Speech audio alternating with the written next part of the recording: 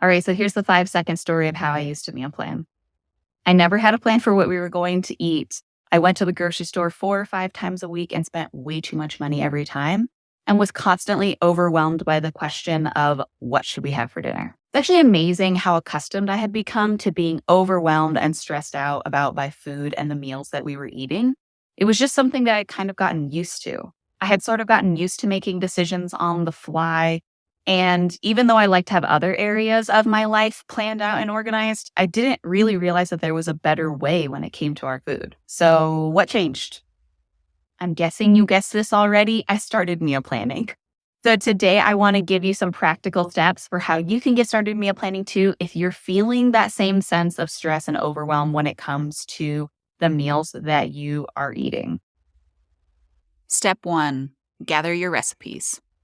This may be in the form of cookbooks, bookmark recipes online, Pinterest recipes, that 3-ring binder of printed out recipes, or it could be with your Plan to Eat account, which allows you to put all of those recipes into one place. But in any case, what you want to do is you want to get all of your recipes together before you get started so that you have some resources to actually create meal plans with. One thing that you can do is you can ask the other people in your household what they feel like eating. It could be really helpful to outsource that part of the process a little bit and get some feedback on what everybody else thinks sounds good too.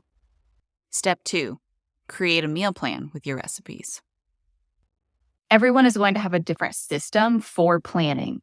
Some people like to plan just a list of recipes and work through those recipes throughout the week. Some people need specific recipes on specific days during specific meal times. Some people are going to plan for 3 days. Some people are going to plan for 1 week. Some people will plan a whole month ahead of time. You have to decide what works best for you and your schedule and what your household needs are. I prefer to create my own meal plans because I like to cook the recipes that I know how to cook. It helps the cooking process be more on autopilot. I know that we enjoy the flavors of those recipes. I don't find a pre-made meal plan to be very helpful for me, which is again one of the reasons why I love Plan to Eat, because it just gives you a blank calendar to add your recipes onto to create the meal plans that work exactly for your situation. Step 3, make the shopping list. Making your shopping list seems like it really shouldn't be that big of a deal, right? Like we've all made shopping lists to go to the grocery store.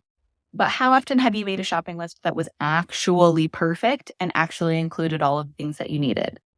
Before I started meal planning, all of the shopping lists that I made were insufficient. And I would go to the grocery store only to come back home and realize that I forgot at least 5 things because I had created my list just for memory. And so I would inevitably end up back at the store the next day and spend even more money than I had originally planned on. So having a list that includes all of the items that you need for your recipes plus any additional thing is really important. And this is where an automated shopping list comes in from a program that can take the recipes that you put on your meal plan, aggregate that information, and give you a shopping list that you can take to the store with you. That way you can go through, you can remove anything that you do already have at home, plus add any extras like toilet paper or soap or bananas, whatever that you want to be able to have for your shopping trip. Step 4, get your groceries. Grocery shopping is another seemingly simple task that can actually be not so simple when you go to the store without a plan. I used to go to the store and aimlessly wander around. I would go through aisle by aisle, pick out random things that looked good, sounded good, but they had no purpose in a recipe. So I would have a bunch of stuff that, didn't go together. And then I might think of a recipe that I would want to make, and which sent me, halfway across the grocery store again in order to get some extra items for that recipe. It was a mess. And then I would go to check out and I would be almost knocked on the floor with the cost of that grocery trip because it felt like I had bought nothing and I would have stuff that I had no idea what to really do with. So this is where that organized list enters into the equation. My shopping trips have gone from 45 minutes of wandering aimlessly through the grocery store to 20 minutes of very focused grab and go because my shopping list is broken down specifically by store and aisle. So I know exactly which aisles I need to go to get which items, and it just makes the process so much simpler and streamlined. You could also use grocery pickup or delivery to simplify this process even more. For me, I live outside of the city, so that's not available for me in my area. Step 5, cook.